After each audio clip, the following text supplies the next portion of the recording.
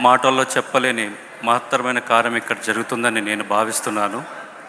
ప్రభు యొక్క పరిశుద్ధాత్మ మన యందు ఉందని నేను భావిస్తున్నానండి. మరి ప్రవీణ్ చేసినటువంటి ప్రతి ఒక్క చిన్న పనిని మీరు ఆదరించి ఇంతవాన్ని చేసినందుకు ఎంతగానో రుణపడి ఉన్నామండి.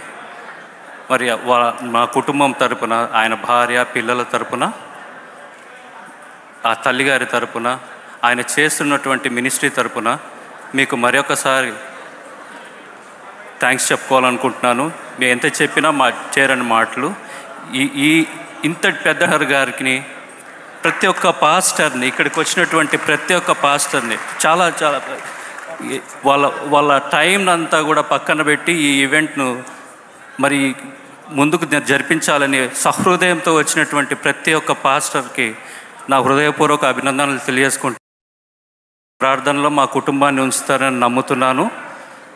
మరి జరగబోతున్నట్టు ఈవెంట్లో ఎటువంటి హాని లేకుండా, ఎటువంటి ప్రమాదం లేకుండా పూర్తి శాంతివంతంగా ముగించాలని మనస్ఫూర్తిగా కోరుకుంటున్నాను. Thank you.